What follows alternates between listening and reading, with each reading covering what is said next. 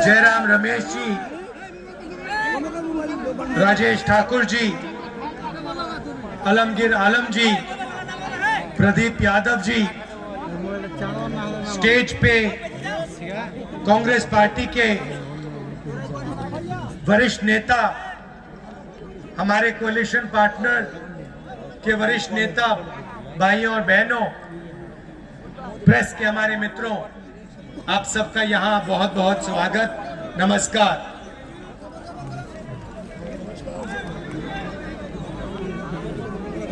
सबसे पहले मैं अधीर जी और बंगाल की जनता, बंगाल के हमारे कार्यकर्ताओं का दिल से धन्यवाद करना चाहता हूं कि पिछले 2-3 दिनों में आपने यात्रा को इतना सफल बनाया, इतनी ऊर्जा, इतनी शक्ति, इतनी मोहब्बत आपने हमारी यात्रा में डाली। धन्यवाद अधीर जी।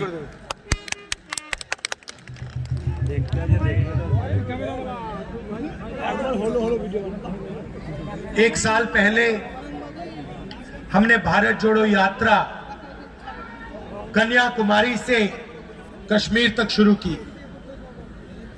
यात्रा का लक्ष्य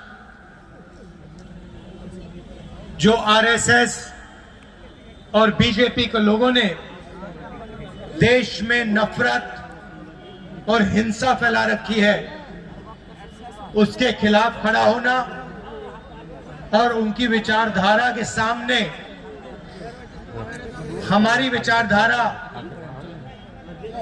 मोहब्बत की विचारधारा, भाईचारे की विचारधारा रखने की थी।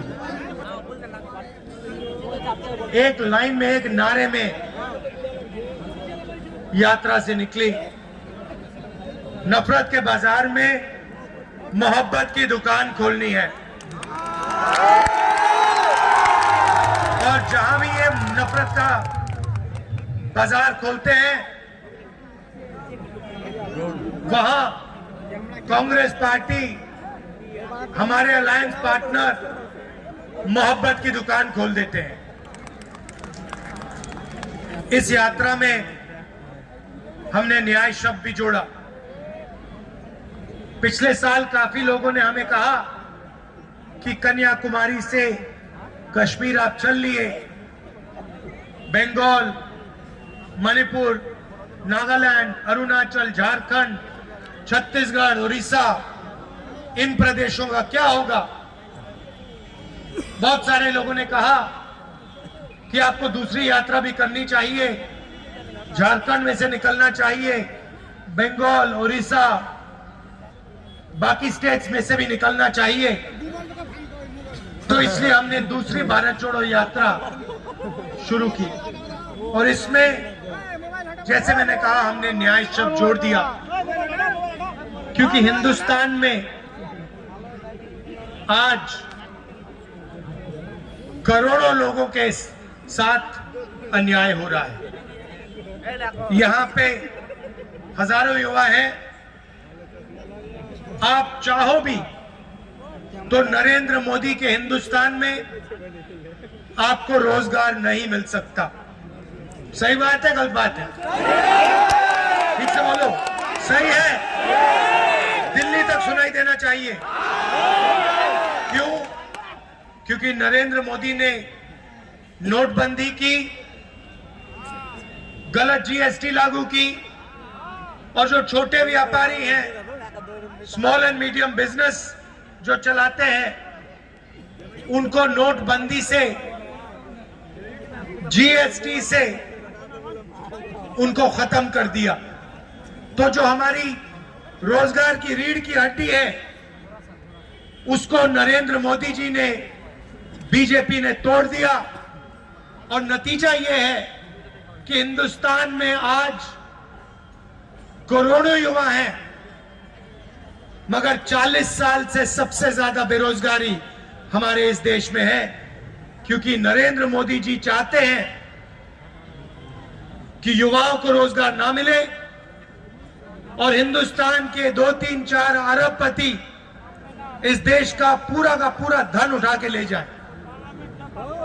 तो हमने आर्थिक अन्याय, सामाजिक अन्याय, किसानों के खिलाफ अन्याय, आदिवासियों के खिलाफ अन्याय, इन चीजों के बारे में हम यात्रा में आपसे बातचीत करना चाहते हैं। और आपके दिल में जो है, जो आपका दर्द है, इस यात्रा के माध्यम से हम देश के सामने इसको रखना चाहते हैं। आने वाले दिनों में हम आपके बीच आएंगे, आपसे बातचीत करेंगे, युवाओं से, किसानों से, मजदूरों से, आदिवासी भाइयों बहनों से आपकी बात 6-7 घंटे हम सुनेंगे। और अंत में जैसे आज 15-20 मिनट का हम भाषण करेंगे। हम आपकी मन की बात सुनना चाहते हैं, आपकी मन की बात समझना चाहते हैं। हम अपनी मन की बात आपने सामने नहीं रखने आए हैं। भाइयों और बहनों,